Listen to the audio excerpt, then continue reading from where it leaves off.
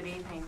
Welcome to the regularly scheduled meeting of the Jefferson County Board of Education on Monday, June 14th. And if you'd please join us for the pledge. I pledge allegiance to the flag of the United States of America and to the republic for which it stands, one nation, under God, indivisible, with liberty and justice for all.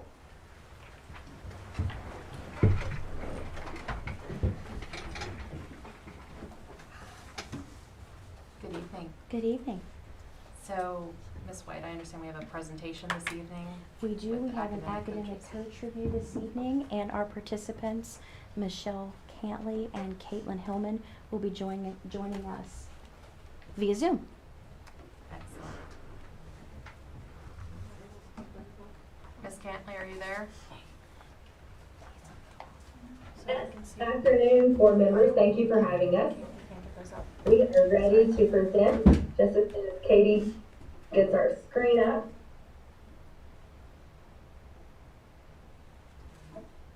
We are here to present a coaching overview of the year.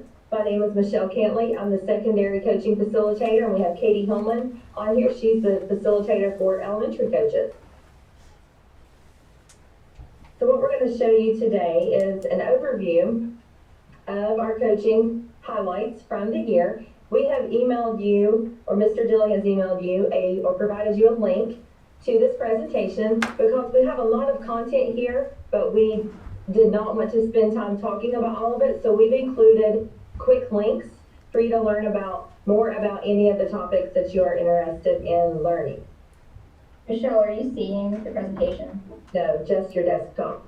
Okay. Hang on 1 second, sorry. That's okay.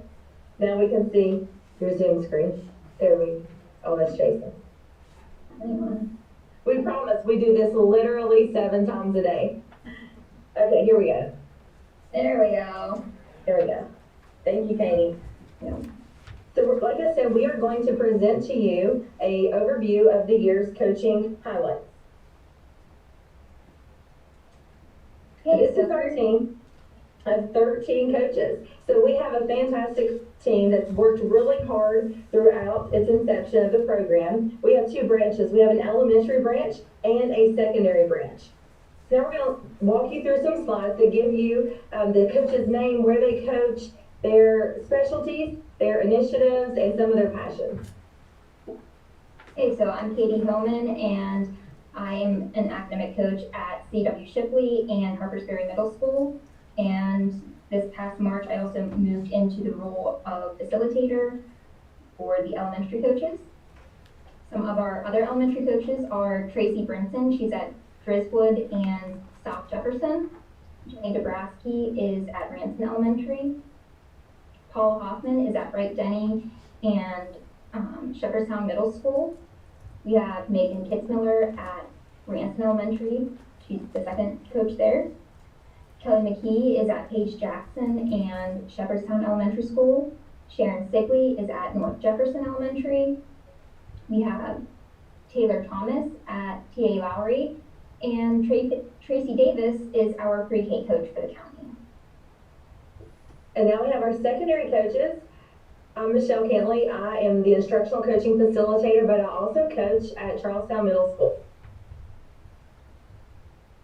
We have Jeremy Knight. She is our fantastic coach at Wildwood Middle School as well as Jefferson High School. And then we have the wonderful Brian Mulligan. He is a coach at Jefferson High School as well as Washington High School.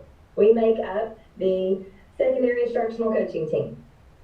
The next slide is a highlight of the response that the coaching team had to the pandemic. So on the left, you'll see an infographic that highlights the work that we did in response to school shutting down in March. The coaching team provided over 75 live professional development sessions for our teachers to make sure that our teachers were capable and confident in teaching virtually from a virtual platform, because all of those things were brand new to our teachers. We were not one-to-one. We didn't use technology all of the time, and they had to learn a lot of new things in a very, very short period of time, almost overnight, as we've talked about before.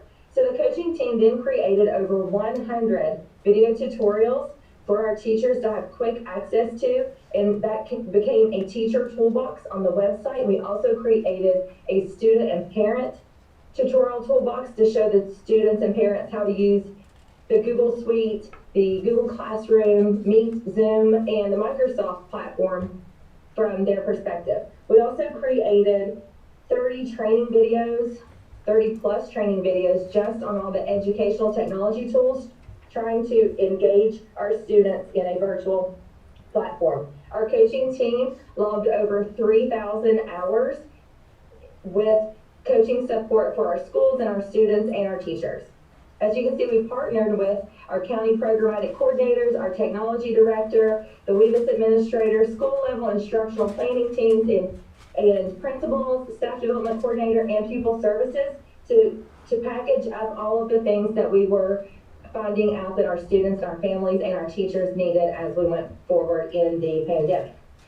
When it came August and September, coaches needed to support our teachers as we reopened schools.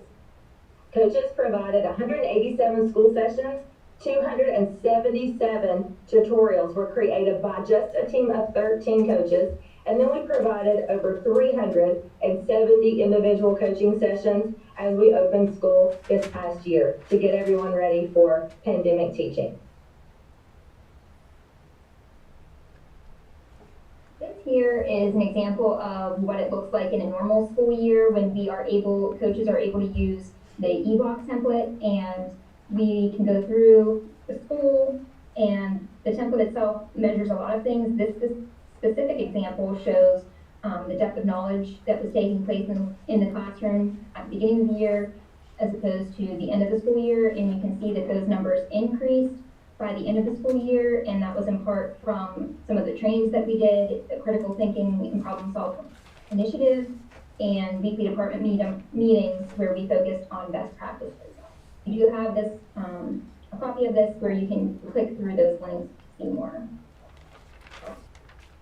The next chart shows evidence of the impact that coaches have had on student learning. So the chart that you're looking at is the first 51% over there in the pre-pandemic. That shows you a baseline of where we were May 2019 on our summative assessment. Summative assessment is that end of the year test that we take every year. So this particular graph shows Charlestown Middle School's English overall grade 6, 7, and 8, and their English scores on that summative test pre-pandemic. They were scoring 51% proficient on average. Now the next bar shows you 40%. So that was an interim assessment. An interim assessment is kind of like, it's a benchmark that assesses students on all of their grade level standards, but they're assessing them before they've learned all their content. So it's like a middle of the year kind of benchmark that kind of lets you see where you are at the time, but we always anticipate a lower drop because they are assessing standards that have not been taught yet. So we were happy with that 40%. That was taken the week that we left school, so right before we went out on March 13th for the pandemic. So I'm including that as pre-pandemic data. Fast forward a year to February 2021. We chose to have the students at Charlestown Middle School go ahead and take that benchmark, even though we had been in a remote setting for almost 9 months. Our students were taking this test remotely from their homes, and we were happy to see that the students did not drop 40% to 40%. So despite all the pandemic factors and everybody was talking about learning loss, we saw through this that our students did not experience learning loss. They maintained at 40%, the same area as the year before when we were pre-pandemic.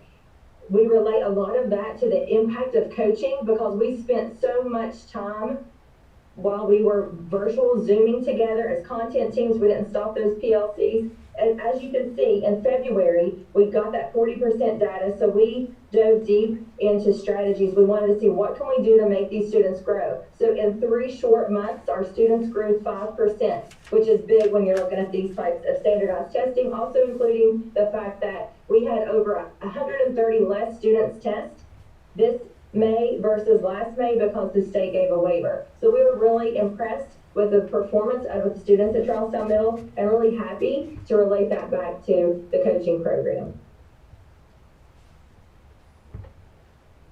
Another thing we'd like to point out is we're always looking at recruiting and retaining teachers here in Jefferson County, because we all know the struggles being a panhandle county with bordering two really high-paying counties.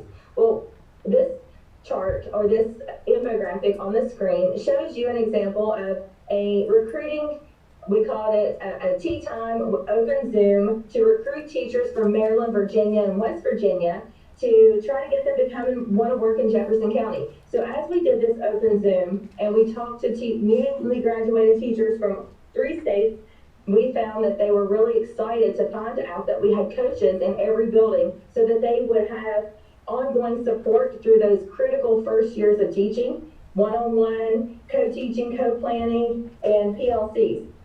So we believe that the coaching program is impactful to recruiting and retaining quality teachers in this county.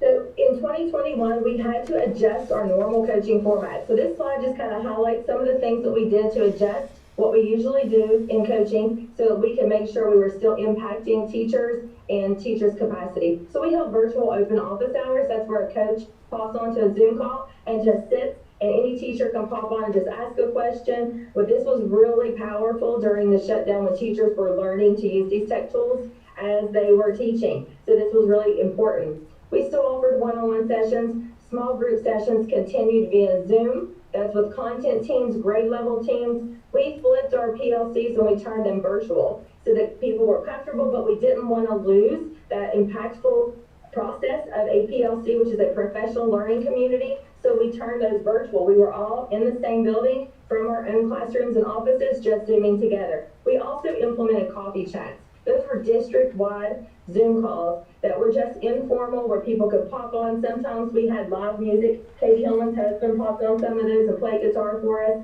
We had different people join in, but this was a way for our teachers across the county to network together, share tips, tricks, and hacks that they were experiencing or they were having success with. We also coaches offered administrative sessions for our administrators so that they could learn and become familiar with these educational technology platforms and tools so that they could better keep an eye on instruction, because again, we had never done this virtually. So those are just some of our coaching formats that we offered over the past year. This is an example of coaching menus, and each coach within the program creates their own with their own little flavor, but they're all based on Jim Knight's impact cycle. And you can see from both of these menus, there's a lot of the same components as far as, professional development, feedback, modeling, support with differentiation, data analysis, things like that. Now, when I took over my role in March, we started holding bi-monthly meetings with the coaches, the elementary coaches, and I had each coach kind of share their area of expertise. And one area that is huge with the elementary coaches right now is that we are researching and finding information on the science of reading. So we had Sharon Sigley and Kelly McKee do a presentation on that. You can click through there and see the other presentations that were given, but one of the big things is the science of reading. With that, we have the county literacy team that another elementary coach leads, and that team is looking at our ELA curriculum adoption for the upcoming next year for the adoption, and we are basing it on something that aligns with the science of reading. We have the Orton Gillingham training that we had one cohort that just finished and a second cohort that just started this past week. We also keep current with our technology-based professional development, and you can see those trainings there. Our secondary coaches have been participating in a half-day session every single month. So the first Monday of every month, the secondary coaches meet. And what we're doing through both of these sessions in the elementary and the secondary is we're trying to build coaching capacity, because our coaching program is new and most of the coaches are new to coaching. So we spend a lot of time talking about coaching cycles, impact cycles, effective coaching conversations to get teachers to feel comfortable with you, share their concerns and their goals with you. And we also work on teaching our coaches how to run effective professional learning communities within those schools. You can click through and see all the details about those later. So the coaching cycle that we use in Jefferson County, Katie just touched on, that is the Jim Knight coaching cycle. We picked Jim Knight's coaching impact cycle because the West Virginia Department of Ed had launched that to the state coaching cohort about 3 years ago. So we went ahead and went with his model. It's a great model of simply identifying a problem, picking a strategy, learning that strategy, and then observing or reflecting on whether or not that strategy worked. And it's just a cycle. So when you hear us say the coaching cycle or the impact cycle, that's what we're referring to. So the scope of the impact of the coaching program on instruction in Jefferson County schools is impactful. You can see up at the top, we made this little graphic to show you, the core foundation of all of this is the county coaching program. In the county coaching program, we build capacity in our coaches. We established county level initiatives. We set big picture goals and common practices across the board so that we can say as a system, we can see these specific things happening in all classrooms or math classrooms or science classrooms. So the core of that is our county level coaching team. And then we roll around the cycle to the bones. The bones is what we like to call the school. The school is the bones of all of this instruction. So at the school, the coaches take their coaching practice and they implement it into a way that's differentiated for the building they're coaching in. And at the school level coaching program, that increases teacher capacity. So that's where we increase student engagement, we embed database reflection practices, and we foster a school within a school model. So the teachers are learning, the students are learning, so we call that a school within a school. The administrators are learning. In a well-ran coaching program, you'll have everybody coming to you. I was telling them this morning, our counselors come down for coaching, we've had custodians and cooks come down for coaching, and then once all of that is in place, you'll see evidential outcomes. The evidential outcomes are what we can see with our eyes. We see increased student engagement. We see teachers are more confident with their curriculum. They design better pre-planned lessons that have pre-designed best practices built in, and students are increasingly positive about their school experience. So that's the scope of the impact and the impact of the coaching program that we hope to continue on. Professional learning communities, like we said, we call that PLCs. So we run two types of PLCs in Jefferson County, strategy-based PLCs and data-based PLCs. Strategy-based PLCs are where we look on a walkthrough and we see what practices we need to start seeing across the board. Most of the time that's around student engagement. We want students to be more engaged. We want them to find their content relevant to their life and their future. So that's where we launch strategies that help teachers learn how to connect those dots. And that's how we see system-wide certain things happening or school-wide. And then we have data-based PLCs. That's where teachers bring in student work. We look at evidences of student learning through regular everyday work, common assessments. We also look at formative data as well as summative data, which we just showed you on that chart. And then we start to dissect and dive down and find out a root cause analysis, and then we create action steps to mitigate those deficiencies.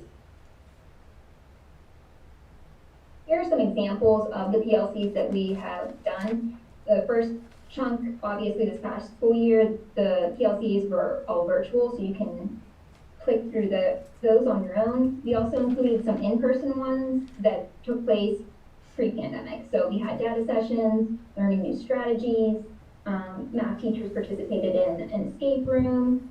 The OLC, they had professional development on vocabulary. And you can see all the teachers collaborating and working together. Yeah, so these teachers were learning and growing together. We implemented a peer-to-peer professional development model, which data shows that teachers are most likely to implement a strategy that they've learned in a peer-to-peer model versus going to a conference. So you can see teachers observing teachers teaching, teachers in the classroom, teachers teaching teachers. So all of these pictures are teachers teaching teachers, not teachers teaching students. And they're all actively engaged like we want to see our students. So we're really excited about those models that we brought to the county. With the different content areas, coaches stay current on best practices, and we work with our teachers at the secondary level. You're talking about the different departments, and in elementary, the general ed teachers with all of the different subjects. you can see the work that we've been doing in each of the content areas for K through 12.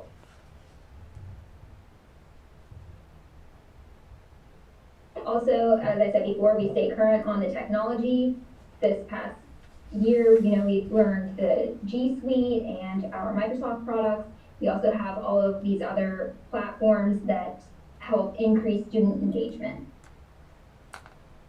And speaking of student engagement, this coming school year, we're going to be moving to a one-to-one. And again, the coaches coach teachers using unplugged and plugged strategies. You can see over here on the right-hand side, a lot of the student engagement activities that we have launched and taught our teachers. We also have the teacher toolbox here, as we talked about before. All of those tutorials that the coaches created last school year are housed in that teacher toolbox. So you be sure to check that one out. Another key component this school year, with everything being virtual, were the collaborative Google Classrooms, and the coaches facilitated those, and then teachers across the county worked together, collaborated, creating lessons to help lift the load of everything going digital. So these were some really great resources. With the Google Classroom and that collaboration, we were also able to launch the JCS repository, which Michelle will talk about. Yes, so we're super excited to launch the Jefferson County Schools Lesson Repository. This was created by Jefferson County teachers, and we are so proud of the end product. This is a website that's a Google site that they can click on a specific grade level, a specific content area, and you can click there on that little link later and browse around. But we have lesson decks, which are it's basically sort of like a template, a lesson design launch, and you can edit and make it your own, but you don't have to start from scratch. The teachers in this county have already given you a skeleton of good lessons. So the coaching team played a huge part in this. We had to vet through a best practices quality check rubric, and we spent probably 3 days looking at every single lesson that every teacher in this county submitted. And what we came up with, we're super proud of. So that just launched to teachers right before break, so they can spend the summer looking. We also offer payment for teachers to submit their lessons for 4 lessons per year. We add it to the repository, so they're getting paid for work that they're already doing. So everybody's bought in. We're really proud of the JCS Lesson Repository. Technology department, Jennifer Rowan played a gigantic part in this. She created the website. She was in the trenches with all of us. Also our programmatic coordinators. That's Tara Mahoney, Mary Lynn, Joel Silver, and Kathy Farrow. They were there vetting lessons alongside of the coaches. So a lot of people put a lot of work into this repository that we have now.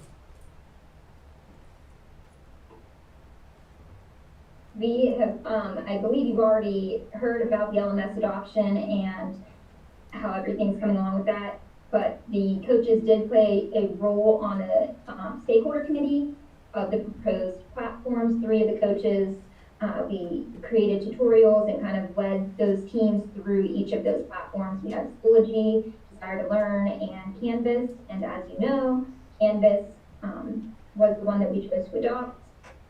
You have heard about that, and you'll hear more about that as we go.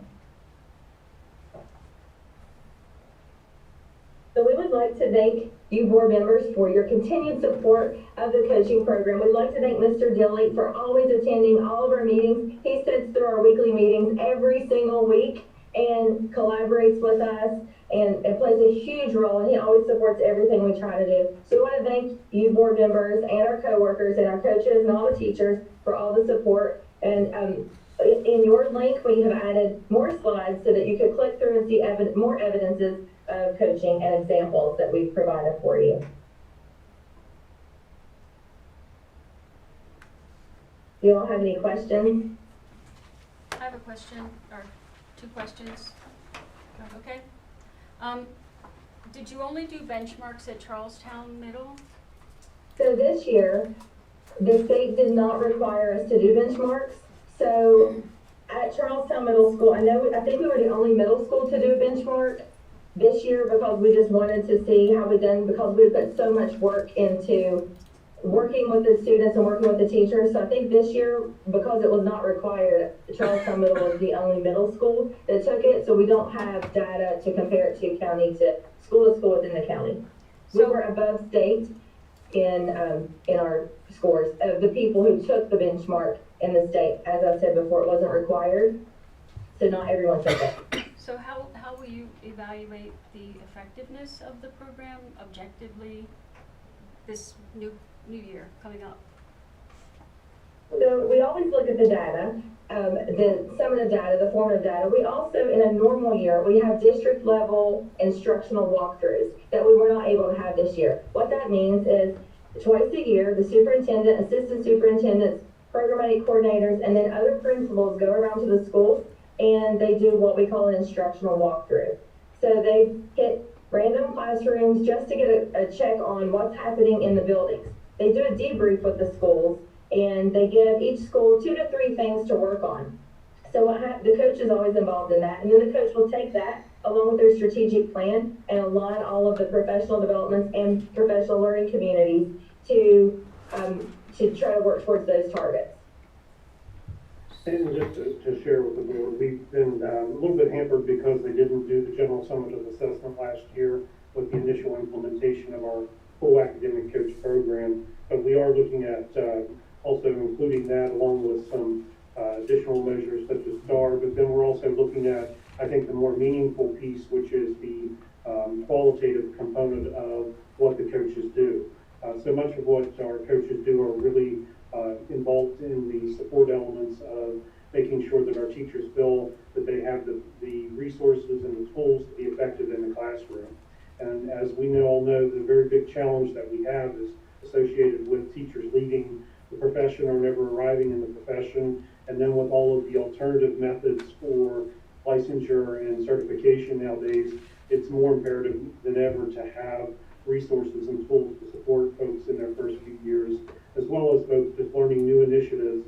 And I think it's important to note that our academic coaches, as an investment, really pay off because we utilize them a great deal in our train-the-trainer models. And they come in and do a lot of the training and support for the work that we do within the district.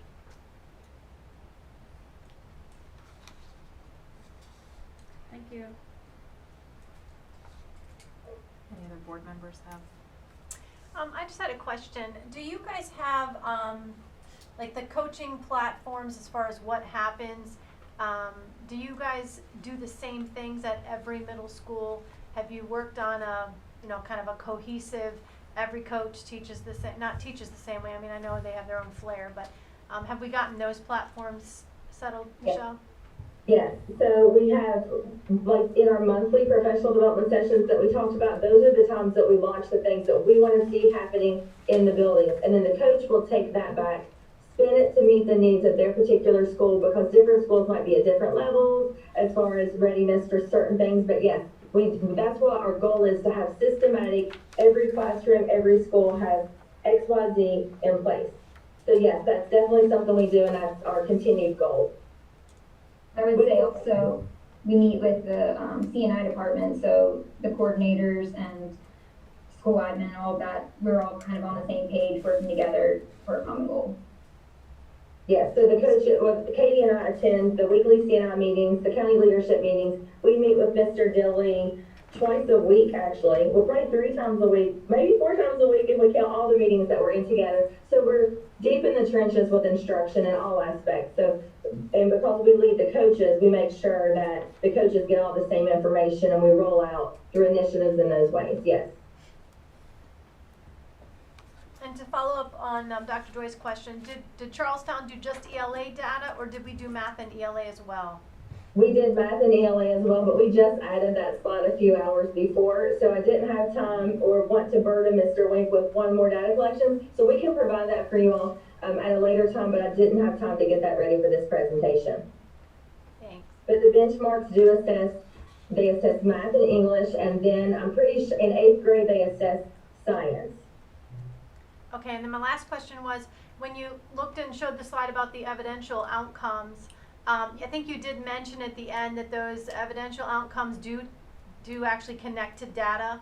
so that it's not just, you know, looking at what we're doing, but if we have the goal at, you know, say the goal for the county is that all math scores increase by 10% or 20% or whatever, do we have a way then to measure the data of how that's changing by number, by number, by number, frankly, per classroom, that we could measure from the beginning to the end and check that to see if those outcomes are actually happening, or if somehow maybe it's not getting through to one, you know, at one school, or it is to the other, or however we're going to do that. We have those things in place to begin from now to catch that data.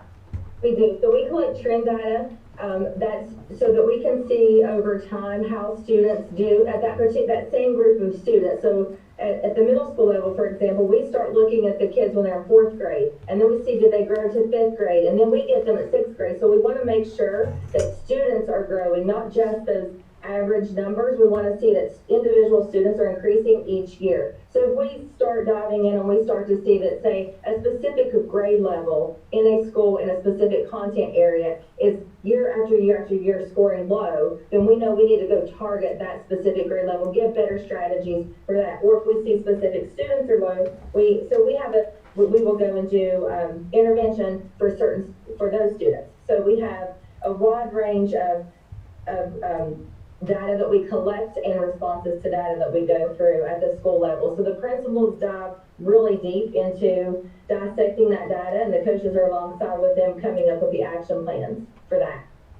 I also wanted to share is some of the next steps that we have in the works that coincide with the one-to-one initiative and our LMS adoption. Is we're looking at a tool in the near future called Mastery Connect, which would actually allow us to do a lot more tracking of data beyond just our math and ELA, because we teach a lot of different subjects, but we know that those others have important roles to play as well. So as we kind of get a little further along in our adoption and implementation of the LMS, we are looking at adopting that tracking tool and then developing benchmark assessments associated with our pacing guides. And so we do have kind of a couple-year plan here to try to really increase our data saturation to the point that we can really make some well-informed decisions and can track a lot better the performance of all of our students in all of our subjects. Following up on that, Mr. Dilley, my last question would be then, I know several years ago we had looked at that and actually helped the teachers work together to create those pacing guides that we did not have before, to be able to make sure that, again, we have the sameness in the schools. So if we have a student that moves from one to the other, their learning is not interrupted. Have we been able to, with the coaches, make sure that those are being followed? Have we gotten a little bit more detailed with that? Has it become a little bit more seamless? It has improved.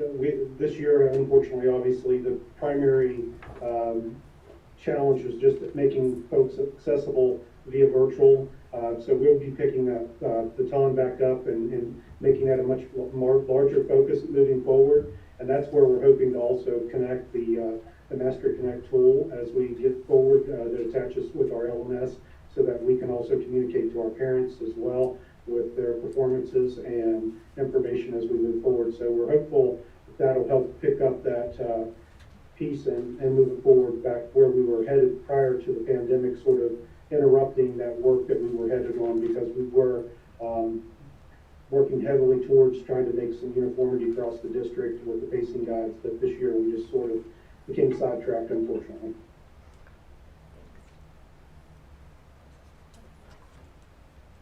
All right, thank you very much, and thank you, Ms. Cantley, to you and your team. I know I've been over in your room at Charlestown Middle School, and what you guys are doing is pretty impressive, and it's a great support system for the teachers. Thank you. Thank you so much. Thanks. Thank you.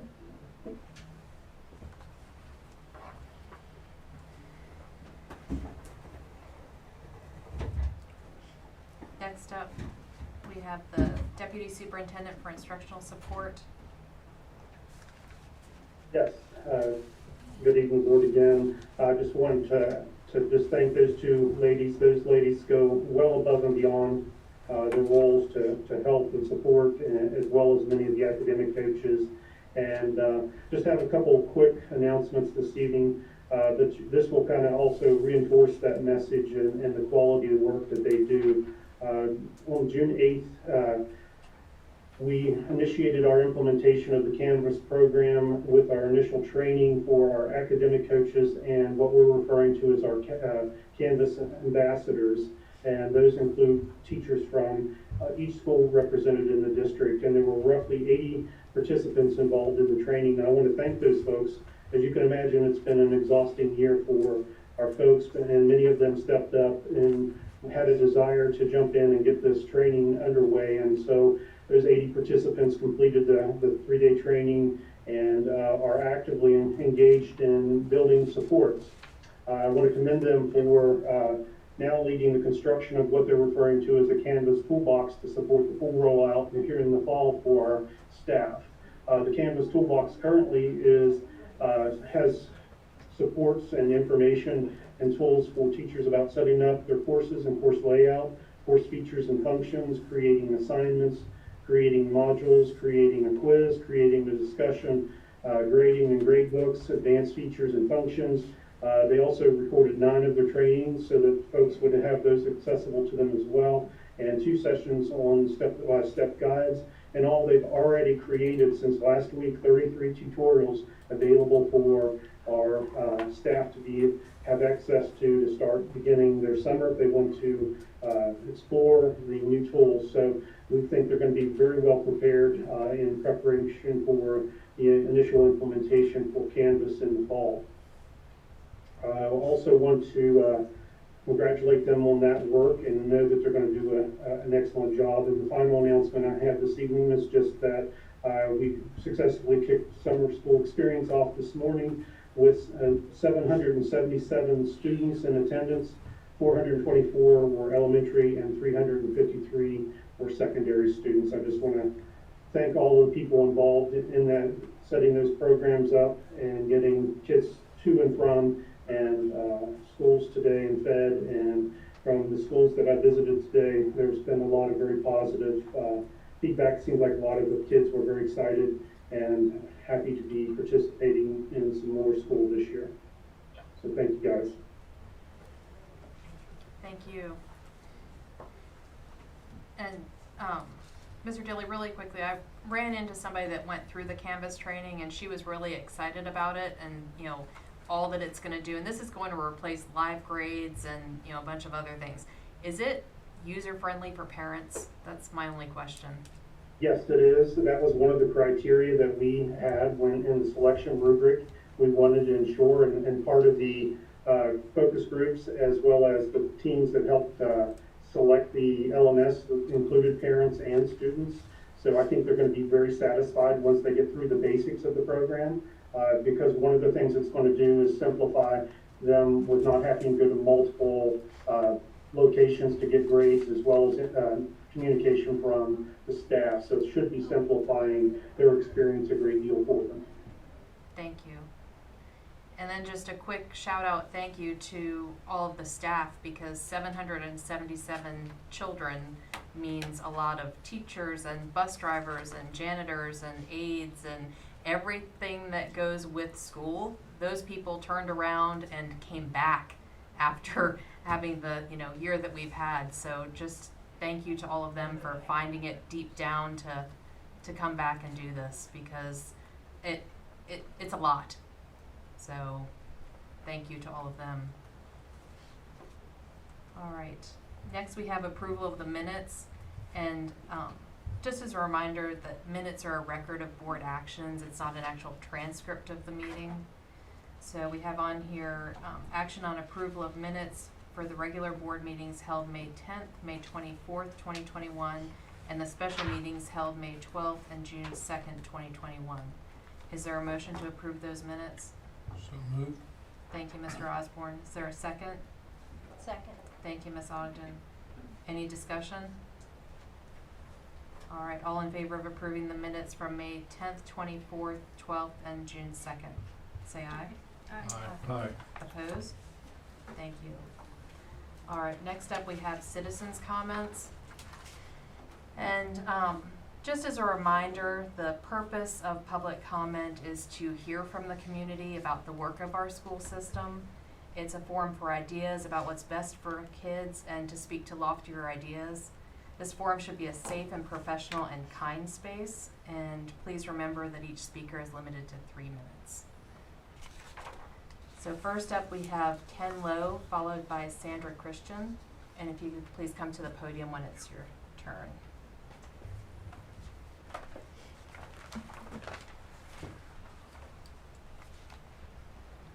Gotta get ready before my Whenever 3 you're minutes ready. starts. I know she's very timely, don't I? Thank you very much for allowing me to be here. As a believed 6th generation lifetime member of the Jefferson community, with 2 wonderful sons, Tripp and Andrew, 3 of us attended Shepherdstown Elementary, Shepherdstown I did, and the middle school Shepherdstown. Several grandchildren following the same paths, I offer the following suggestions for consideration. The elementary school near town means a great deal to our way of life in Shepherdstown, especially for these youngsters.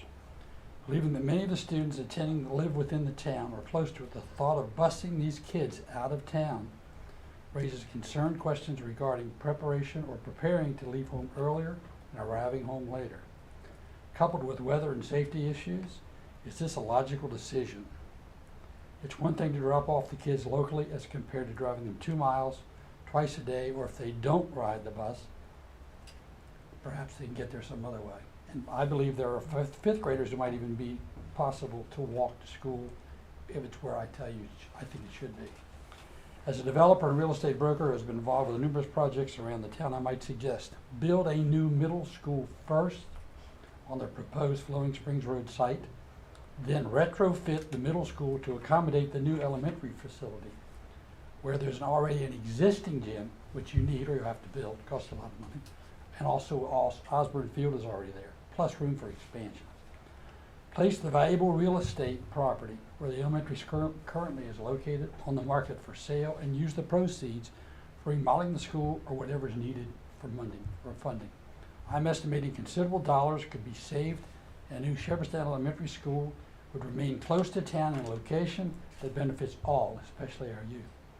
As before, if asked, I will consider offering my experience and time to assist this matter. Again, this is not criticism, but merely a suggestion, and perhaps public opinion could be welcome going forward. These youth are our future. And if the reasoning for not wanting to consider this concept is because the bonds are committed for elementary school already, I've been around enough projects to know that anything's subject to change. There's always a way to do it. And as I understand from what I've read, the architects haven't been chosen yet. There's so many things you can do if you stay right where you are. And if you do, the infrastructure's already there. The water, sewer, there's no lift stations. I think you can save millions of dollars if it's done this way. And let me say this to you as well. You think things don't change, you think things don't happen, and you get in a rut, not a rut, but you stay the same way that, of course, you're going. Let's think of 3 things that Shepherdstown has been involved in history. First of all, the true birthplace of the steamboat. The American and the world's industrial history was affected by what James Rumsey did in December of 1787. He did that in our town, on that river. George Washington formally endorsed Rumsey as the first successfully application of steam for navigation. The second event that was major Mr. in Lowe, that town. I'm sorry, but that's your 3 minutes. That was 3 minutes? But thank you very much. What you can do is leave the comments with Ms. How Harder and come she'll I pass have them time on to do to it us. easily in 3 minutes? I think your watch is fast. We'll complain to Apple on that one. Is that what, I thought somebody's phone. I have, if I can say, I have these, and my able assistant, most able assistant, Angie Kuchar, has attached a business resume. That's with that, it shows on the project was done, so. Next up, we have Sandra That's a Christian, quick 3 minutes. I'll and do it. after Ms. Christian, we have Daniel Grant. Let me hand this to you. You want one of these? Sure. And there's several more there. I think our clock's dead.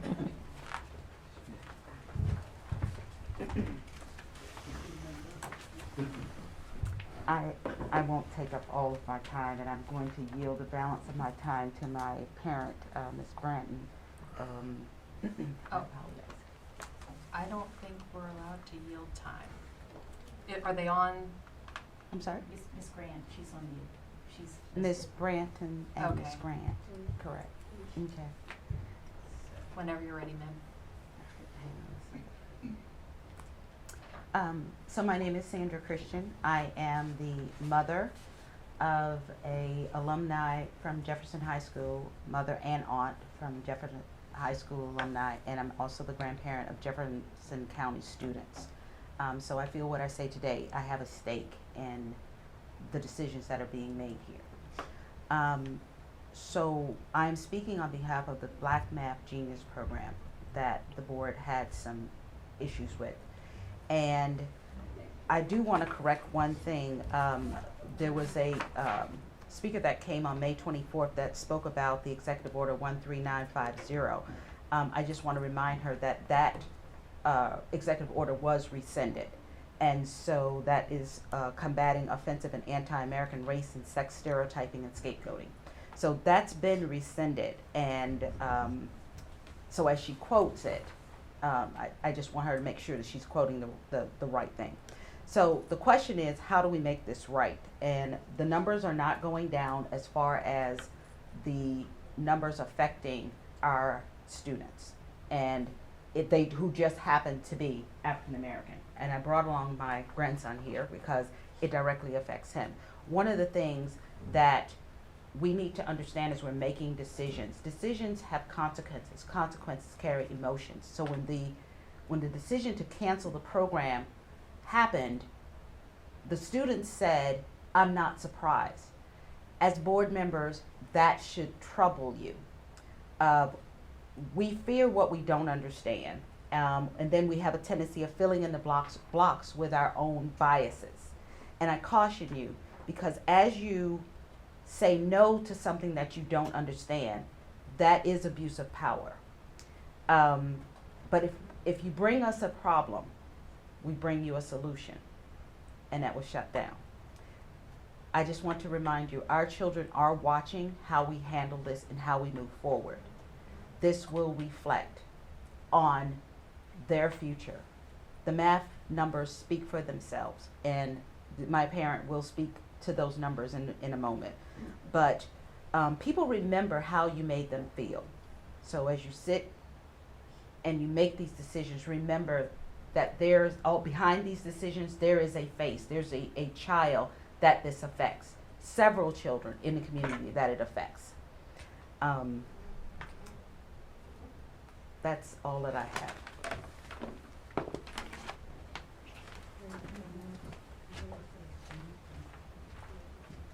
You said Daniel Grant's next, right? Yes, and after Daniel Grant, it's Heather Murray.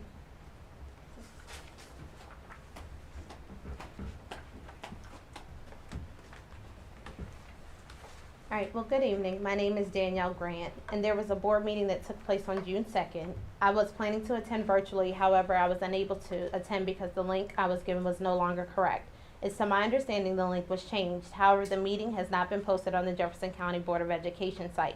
Will this information be released to the public since we were not given the updated link to attend?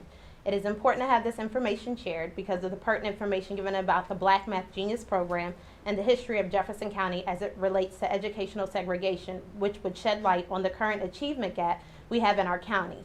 Is there anyone who would be willing to shed light on why this meeting was not made available to the public?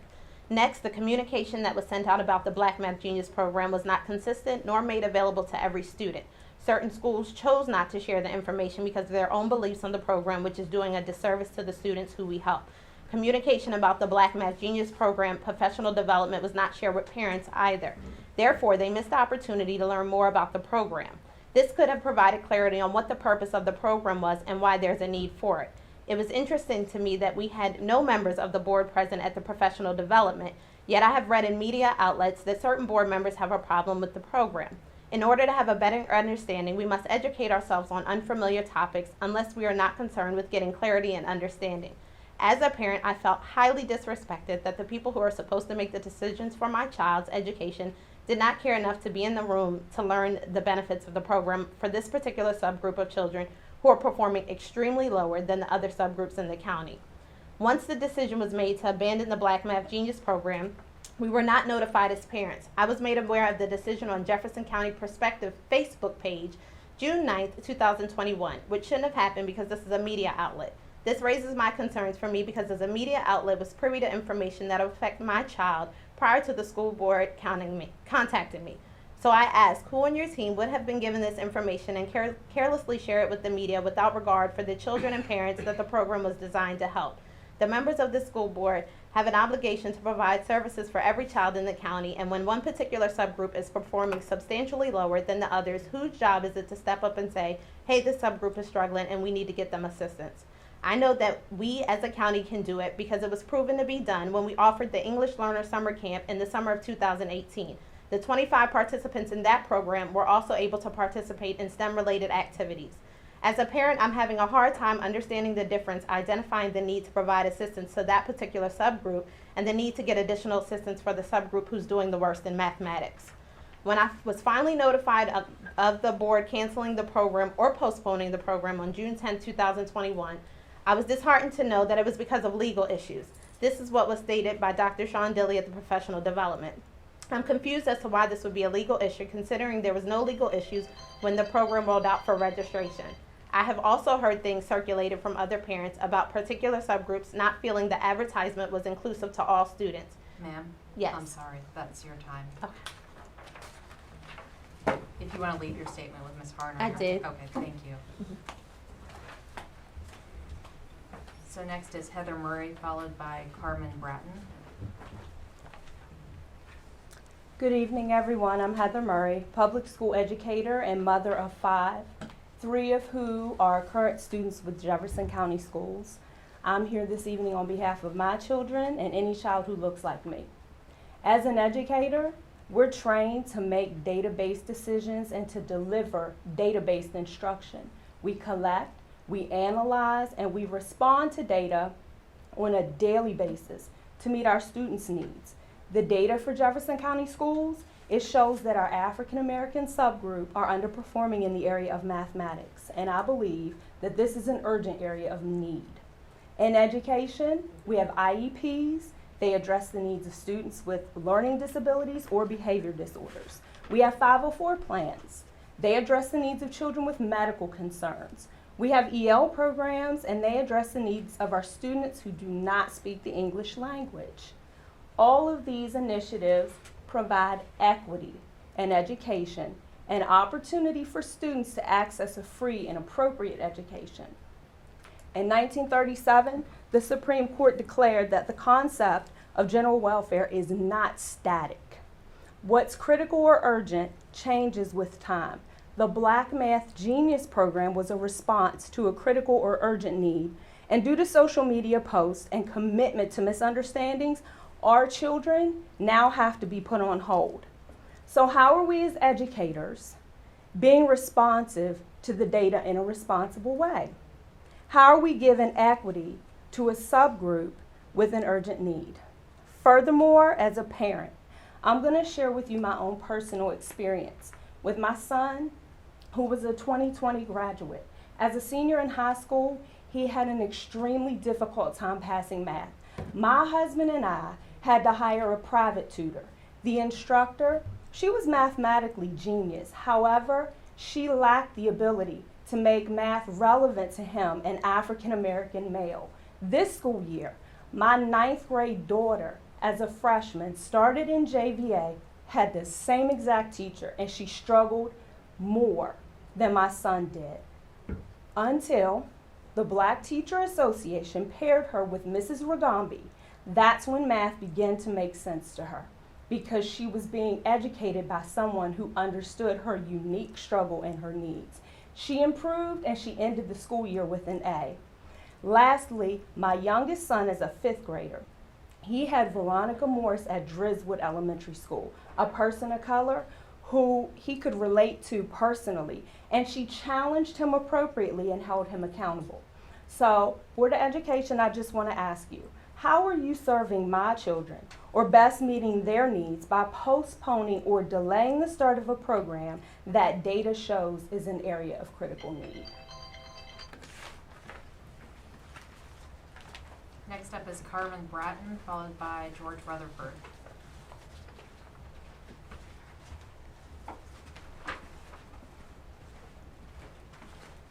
Good evening. My name is Carmen Bratton, and I want to thank Jefferson County for creating the coaches program that we just heard about.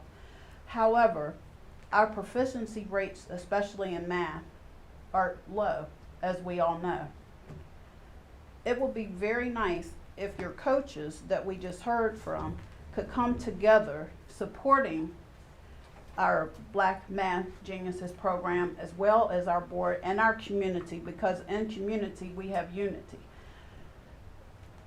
We need this unity. We need to come together because this math program is not only for our Black children, but however it was created for our Black children because of the low numbers.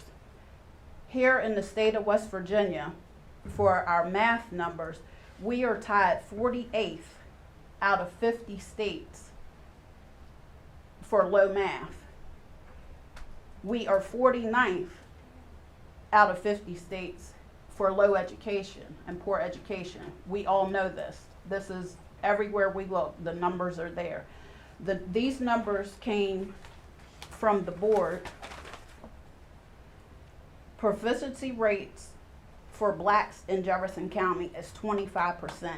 Asian is 53%, Hispanics 32%, multiracial is 36%, Native American is 53%, our Pacific Islanders is 57%, whites or Caucasians are 46%, and in this proficiency rate, white students are performing 80% better than other students in our county. So as we can see these numbers, none of these numbers are good.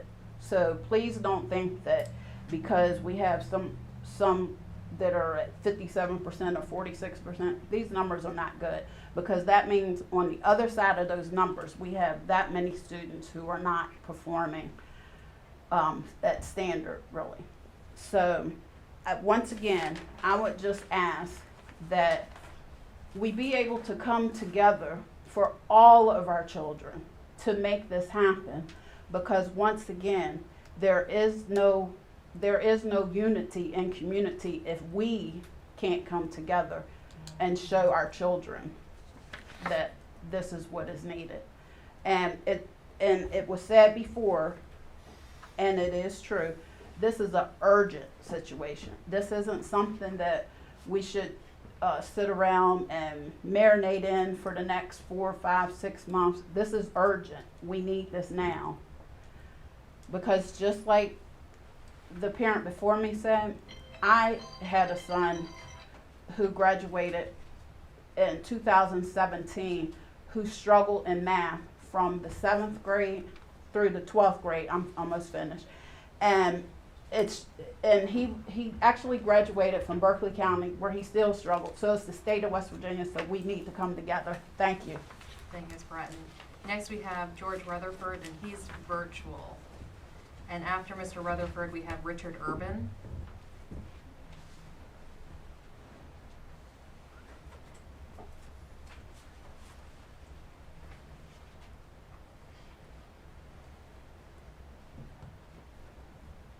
Mr. Rutherford, can you hear us?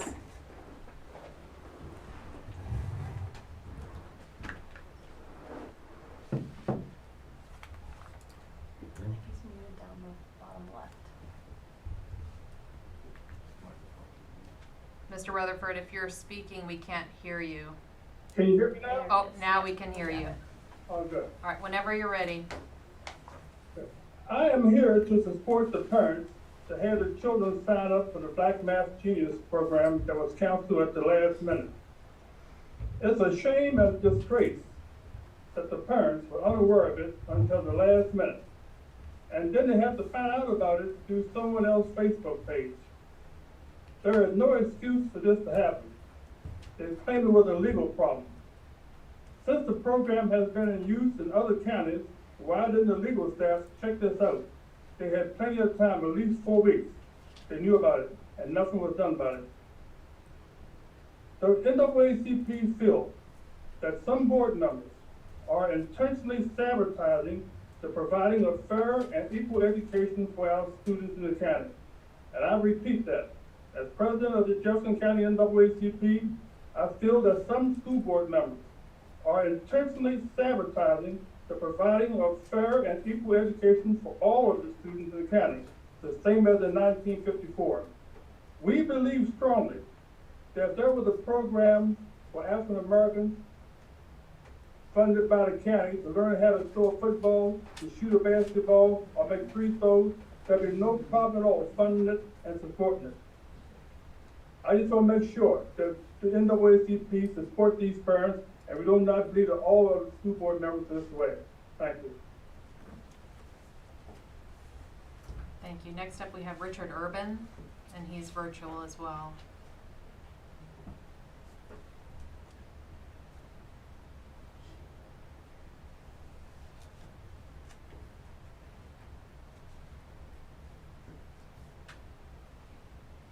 Mr. Urban, can you hear us?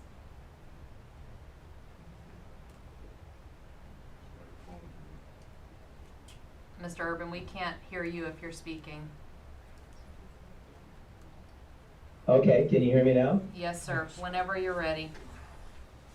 Okay, all right. I'll get started. Okay, I'm Richard Urban. I'm here in Jefferson County. I'm the father of 2 children. Yeah, I'm also want to comment on the Black Math Genius program. The 4-week program is to cost some $63,000 plus.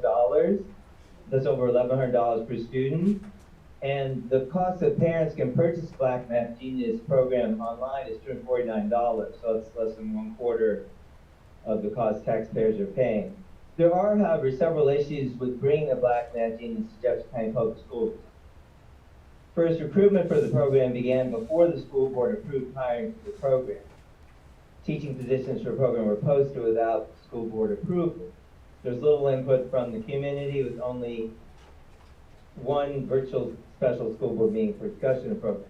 The founder of the Black Math Genius program, Masada Moore, has stated that Black children are intentionally not taught math properly. It's highly debatable that Black children are intentionally singled out to receive an inferior education. In a video on Facebook, she says that public schools are systemically racist. It is true that in some school systems, such as District of Columbia, for instance, Black children often fare poorly. But is this because of systemic racism? If so, we must conclude that the mostly Black teachers and mostly Black administrators in District of Columbia are systemically racist. This is clearly a false premise. We see that the Jefferson County School Board, we see them working to introduce programs not only very expensive, but where the program's founder believes in systemic racism. These ideas are the same as those of critical race theory and derived from a Marxist/communist point of view, i.e. where formerly the workers were pitted against the capitalists, now one race pit against another. Jefferson County schools should stick to teaching subjects in a way that does not introduce Marxist ideology, i.e. critical race theory. This theory is false. We're all created by God as every independent state, endowed by a creator with certain inalienable rights. Or are we to go back to segregation? No, we must categorically reject that approach. Let's not forget that the intact family structure and parental support, not race, is the most important factor in student success. The Jefferson County Board of Education would be well advised to adopt policies that recognize this fact. Those of you who graduate from high school, get a full-time job, and don't have children before marriage and before age 21 are 10 times less likely to live in poverty. Mr. Urban, please, let's just stick to the topic here and not wander off That is like related. I'm talking about student success. Anyway, they're 10 times less likely to, grow up in poverty. So that's an important thing for student success and well-being, emotionally. Children living with their, for instance, a mother and boyfriend are 6 times more likely physically, emotionally, educationally. Mr. Urban, you've really gone off topic, and your time is actually up, but thank you for joining us this evening. Let's reject this. Okay.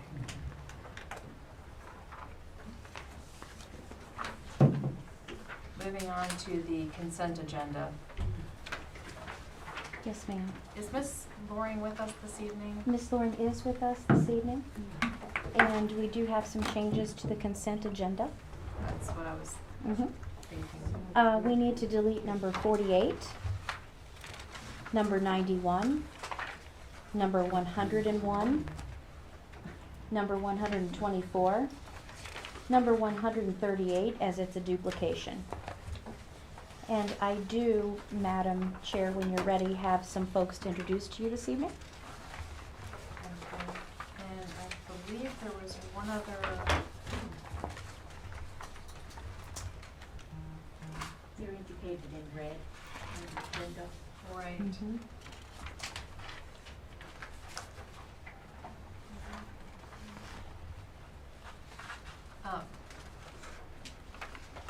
There was one other one that was to be determined. Is that filled in on this copy? The TBA position.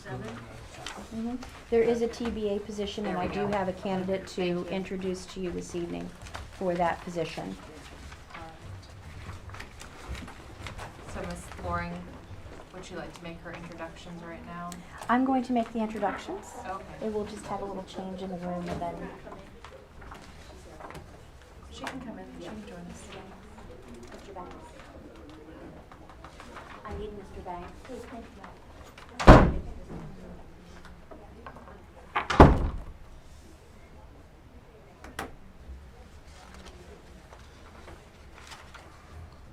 This We just evening- need to fill in number 47 before we Okay. vote on it.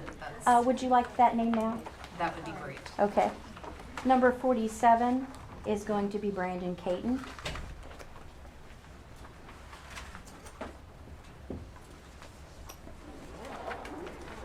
This evening, the first introduction I'd like to make is for the Deputy Superintendent of Instruction. Our recommendation is Mr. David Banks. It is my pleasure to introduce Mr. Banks, who earned a Bachelor of Science in Secondary Education from WVU in 1989 and a Master of Arts in Education Administration in 1993. In his, and I believe I have this right, 32nd year of teaching or educating, Right. he started his career as a teacher with experience in Michigan, Wisconsin, Morgan County, and I believe you have some experience in Jefferson County schools? I do. Yes. He began his career as administrator as the principal of Warm Springs Middle School in Morgan County. Under his leadership, the school earned the distinction of a West Virginia School of Excellence and obtained the highest Sat-9 scores in the state at that time. Mr. Banks was responsible for developing a student mentoring program utilizing community members during his tenure as principal.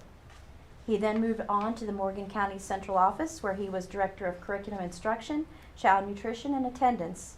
Working in this capacity, he began coordinated community efforts to address truancy, developed a new teacher academy to help minimize effects of excessive teacher turnover, and increased meal participation while improving the nutritional value of meals. He then became Assistant Superintendent and the Director of Personnel in Morgan County Schools. And in this role, he organized a community group that addressed the issue of teacher retirement and recruitment and retention, maintained appropriate certification for employees, and supervised all directors in that central office. In July 2017, he was named Morgan County Superintendent. His successes while superintendent include improving student achievement despite declining revenue and increased poverty rates. He created a K-12 program to address students' social, emotional, and mental health needs, developed an administrative training module for future school administrators, and passed an excess levy after it had failed previously. At the end of his 10-year superintendency, Mr. Banks was selected as West Virginia Superintendent of the Year in 2017. With his wealth of experience and kid-first mentality, Mr. Banks comes to us with many skill sets to share in our districts. It is my pleasure to introduce you to Mr. David Banks. We'll have him say a few words. Thank you. You can come up to the podium, so we're. It is an honor and a privilege to be standing in front of you tonight.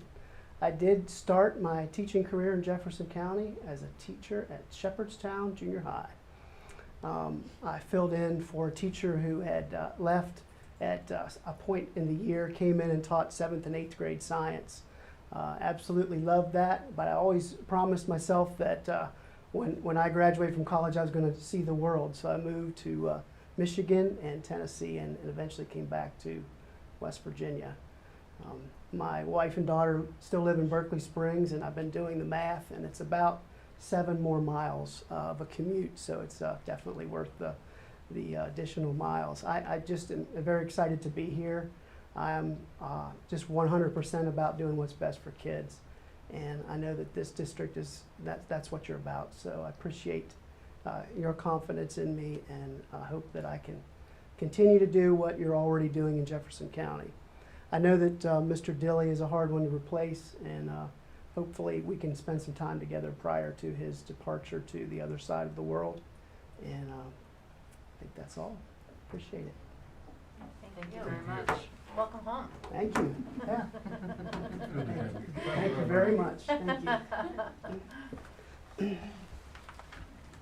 All right. Is there a motion to approve the amended consent agenda? So moved. Second. Thank you, Mr.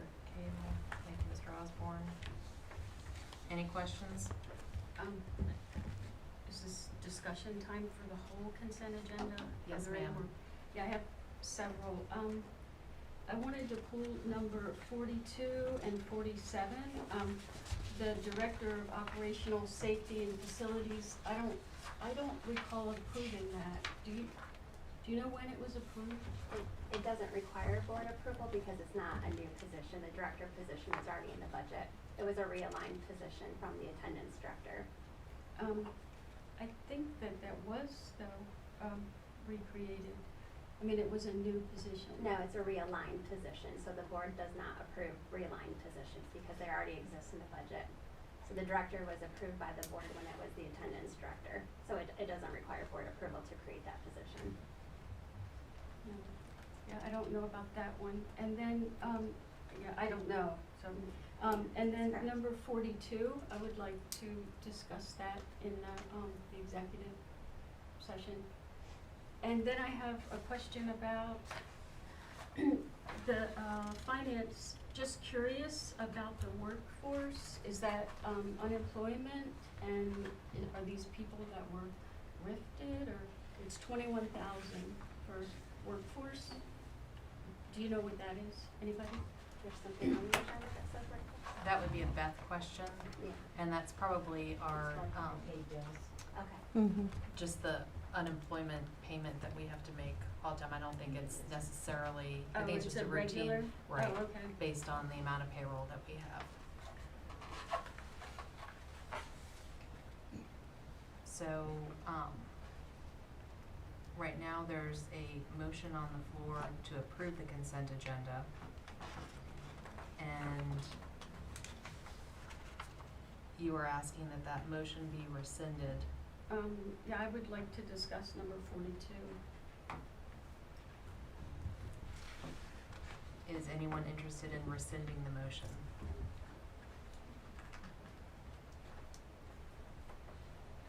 Okay. So the motion stands as is right now with, including everything with the, amendments that were made initially.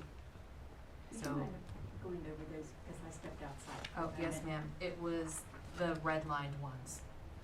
And then the Number and 48, okay. number 91, You had those. How number, about and then the introduction of Mr. Banks, and then there was a to be determined. yes, number 47 is Brandon Caton. Okay, that's okay.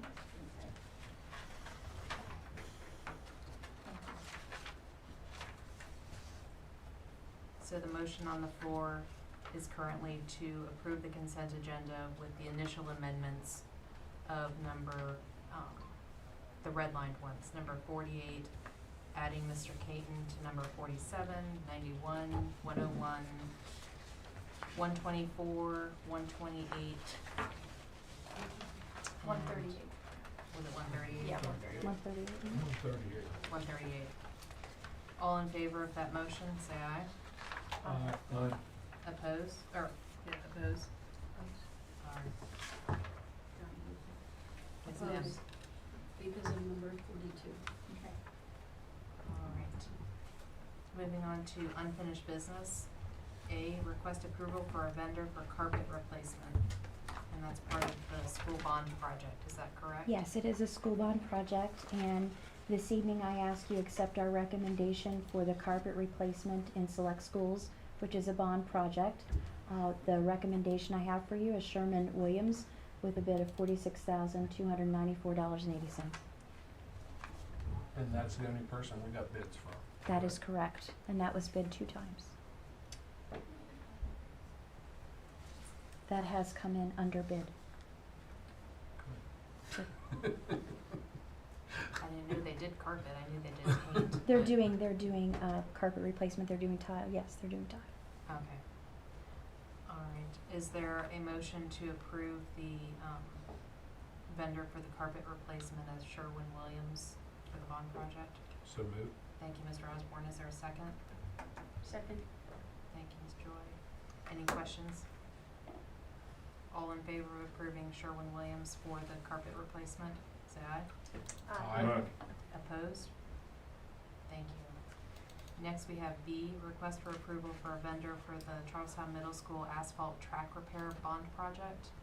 This evening, I ask you accept our recommendation for Jefferson Asphalt with a bid of $41,350 to make the repairs at Charlestown Middle School to the track. All right.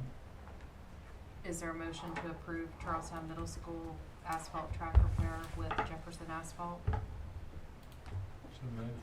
Thank you, Mr. Osborne. Is there a second? Second. Thank you, Mr. Cable. Any discussion? Joyce, are they gonna actually grind up some of the base Yes. before they put, okay, They're gonna mill that up. they're Mhm. gonna mill it up Mhm. before you, right, thank you. You're welcome. And can I ask you, were we close or were we not close as far as our, budget for that? We're under for the budget. Okay. And that vendor last time had a breach of contract and they've gone through training to properly perform as this time around, Yes, is that ma'am, they have correct? fulfilled that requirement. Okay.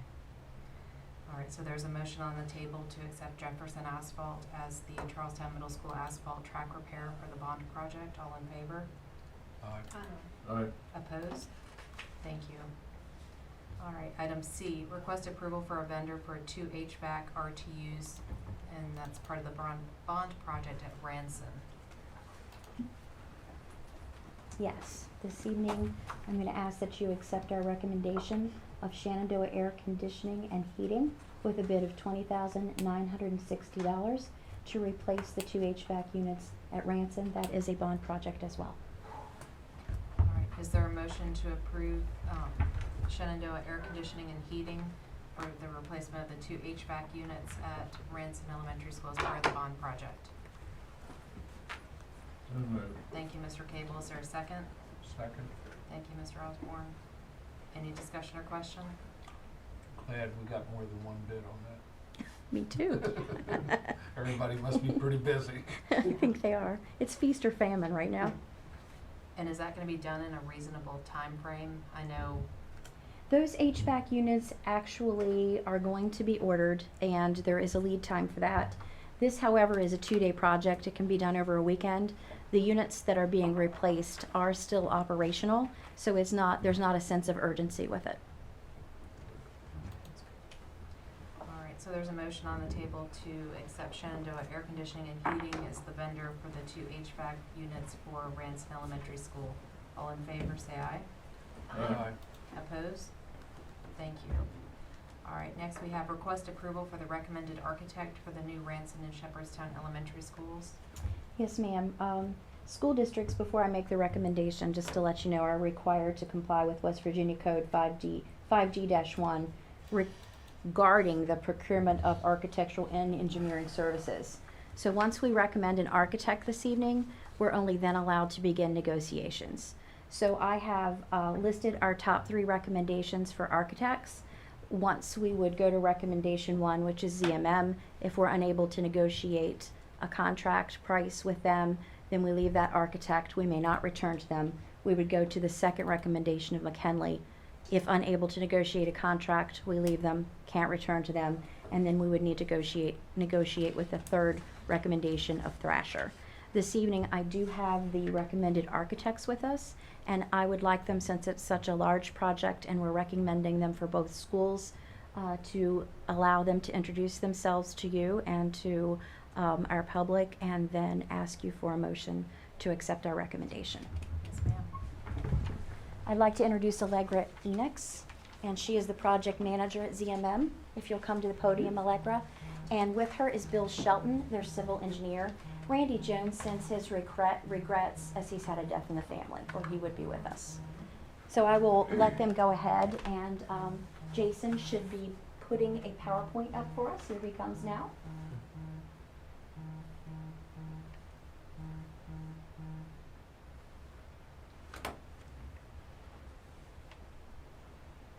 All right, thank you. Jason, you can advance to the next slide, please. All right, some of you may know us as ODOPR. We were the ones to put your CEFP together. ZMM 8 months ago bought ODOPR, and so we just said it's still the same great team, just more of us. ZMM was founded in 1959. The corporate office is in Charleston, West Virginia, and then our other offices are in Blacksburg, Virginia, and Martinsburg, West Virginia, and I'm in the Martinsburg office. Our team is built around designing schools in West Virginia, and we are a full-service AE firm, and we have 50 plus. Right now we have about 60 employees with our interns. Full service, and we have everything in-house, so we don't have to rely on consultants unless it's something specially like a food service consultant or something like that. And our entire team is focused on building, planning, design, and construction of your projects. Please advance. So a little bit about our team. We have 12 registered architects, 12 professional engineers. Randy Jones, who I'm sure y'all are familiar with, will be the project manager. He'll be the face that you will see at board meetings, at presentations. Allegra will be our assistant project manager. Since she's in Martinsburg up here, she can be attending meetings and really taking care of the projects well. And then the way we broke it down, because we have two projects, we have two teams. We have two architects, registered architects, Hunter and Kyle. We have our specification writer, then two interior designers to help out. Myself and another one of our civil engineers will take care of site design. So we have two separate teams to make sure each project gets the attention that it needs. Next slide, please. CMM has designed over 300 educational projects. And I found it interesting that in the last 5 years, CMM has designed 15 new elementary schools. So on average, we're doing 3 new elementary schools each year. So we're lucky to have Jefferson County let those be 2 of them. In the surrounding counties of Berkeley, Frederick County, Virginia, Warren County, Virginia, we have designed over 14 new K-12 schools and completed countless other renovation and addition projects. And we have an extensive experience working with West Virginia School Building Authority. Next slide, please. So in our next steps, we hope that tonight we'll be approved to begin negotiations. And if those are successful, we've already been working some with the design teams for each school on the educational specifications. If selected, we will continue and finalize those for each school with their appropriate design committees. Once we have those specs, that becomes our framework, or the skeleton that we'll start to build from. Then we do a concept design, start to put some meat on the bones, as it were. And once each design committee feels comfortable with that, we'll bring that to schematic phase design, which is about 1/3 of the way through the project. And then we would bring that to the school board for y'all to look at and review and get a good comfort level with. If there's some changes we need to make, we'll do that.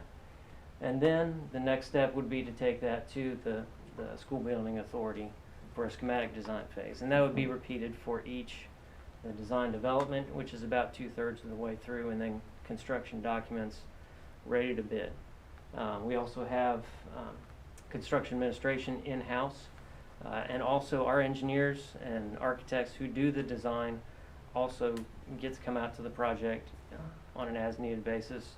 For example, I would come out as they're breaking ground, getting things going, just to make sure that the design is being followed, to assist the project managers, assist Allegra in doing the construction administration, to make sure you get a good product at the end and you get what you're paying for and what you're asking for. So, thank you for your consideration. May I ask a quick question? Yes, ma'am. On that last slide, we do have a few extra hoops and loops to go through because of the fact that the School Building Authority gave us this extra $7 million towards our project. Is that correct? Yes, and they are well versed in taking those steps with the SBA. So we have partnered, our SBA representative is Joyce Van Gelder. So she has been with us through this process of hiring an architect, and she'll continue to be with us and with ZMM and work with all of us in as we pursue in new schools. Okay, thank you. I have a question. Yes, ma'am. Ms. White, I was wondering why you chose ZMM. I didn't see any numbers A committee chose ZMM, and our committee chose ZMM. First of all, I want to say that we had very qualified architects. We were very fortunate that to our SOQ, all of the architects were well qualified, and it was a difficult decision because they were so well qualified. We chose ZMM for the very reason that they've told you that they are a full service architect, meaning it's one-stop shopping for us. So if I want to talk to a civil engineer, I don't need to talk to the architect who calls the civil engineer, who tells the civil engineer to call us back, because Bill is already on board. So that makes it much easier because they're able to coordinate, they're able to work together and plan together as a team. They're large enough that they are able to provide us 2 full teams to be able to work on each project for each school. Are the costs comparable? Because there's none listed as such. We can't list the cost per the West Virginia code that I quoted to you. We are not allowed to enter into negotiations until the board recommends an architect, and then we can enter into negotiations. And if we can't reach them, then ZMM has a shot at it, and if we say no deal, then we would go to McKinley, that we chose second. And if we can't make a deal with McKinley in negotiations, we go to our third selection, Thrasher. So per West Virginia code, I can't give you a price because I'm not allowed to ask for a price until they're approved and on board. Thank you. You're welcome. It's a crazy way of doing it. It but- is. And once you move on to one, you can't Yeah, go you back cannot to go one. back. So Right. it's crazy, but, all right. So is there a motion to approve, the recommended architect for the Ranson and Shepherdstown Elementary Schools as ZMM? So moved. Thank you, Mr. Osborne. Is there a second? Second. Thank you, Mr. Cable. Any other questions or comments? Yeah, we're gonna get a better deal because we're doing 2 schools at the same time. It would behoove them so we didn't move on to make a deal. Put that in writing. I mean, if you have 2 schools going at the same time and it's close together, you're not gonna have to travel a lot and everything. Beats going from Berkeley to Virginia. That's good. I trust Ms. White and her team to negotiate and Yes. get us the best deal possible and Indeed. just, keep saying BOGO, BOGO. That's, just slip that in whenever you can. I will. You know we have your back this way. All right, so Thank there's a motion to approve ZMM as the Ranson Shepherdstown Elementary School architect to be negotiated with. All in favor, say aye. Aye. Aye. Opposed? Thank you. All right. Next, new business, action on approval for outside organizations within Jefferson County to use Jefferson County school buses. Yes, we're coming before you tonight to ask that, every year outside organizations ask to use our school buses. This year being no different, but we have worked with outside organizations and our contract with them to make sure that that does not interfere with any of our summer experience programs. So the names that you see on the list tonight all understand that they need to coordinate with transportation, Mr. Willingham, in order to take trips. So I bring these names for you tonight and await your motion on the recommendation. All right, is there a motion to approve the outside organizations within Jefferson County to use the Jefferson County school buses? So moved. Thank you, Ms. Ogden. Is there a second? Second. Thank you, Mr. Cable. Any questions or discussion? All in favor of approving the outside organizations within Jefferson County to use the Jefferson County school buses, say aye. Aye. Opposed? All right, thank you. All right. Number 12, were there any superintendent comments this evening? Dr. Dilly and I do have some comments for you this evening, and I'll start with a great comment. We want to congratulate the Jefferson High School girls track and field. They are 2021 state champions. So congratulations to all the ladies on the team for their hard work. And I just want to echo what Dr. Dilly said about summer school and the kickoff. Everybody had a heavy lift coming out of the pandemic for summer school, and I just want to say that there was a lot of teamwork around here last week and a lot of teamwork this morning. Many of us at Central Office went out to schools to make sure that it started successfully, and the children were well, the staff were well, they were excited to begin, and we had a great kickoff today of that program. And then Dr. Dilley has a few comments to make in his area. Yeah, I think it's important to address one of the primary concerns that was brought out this evening, and I heard some misconceptions, and I think it's important that we address those quickly. I know we have unfortunately made some missteps in supporting a specific subgroup of our population with our Black Math Genius program, but I think it's important we share our commitment to serving that community and serving them, and we are planning to get that right. I know this evening we heard the terms cancel and abandoned, and we haven't abandoned or canceled the program. We are just looking at ways that we can move forward, that it supports us in a way that we don't run into some of the same challenges that we've ran into currently, because we do recognize the numbers that the parents count about, and those numbers equate to children, and we have an important piece that we want to make sure that we find the right ways forward so that we are playing the long game on behalf of our kids here in the county. And as we have these courageous conversations, I would just say that being kind to each other is very important, and I appreciate the citizens and their comments very much, as do you, and just a reminder to be kind to one another. And speaking of being kind, not to take anything away from the Jefferson girls track team, but I do believe that Washington High School had a first place male pole vaulter, Frankie Amore. Thank you. So we I don't do, want so to. thank you. We do not want to slight them. Congratulations, Frankie. What an accomplishment. Yeah.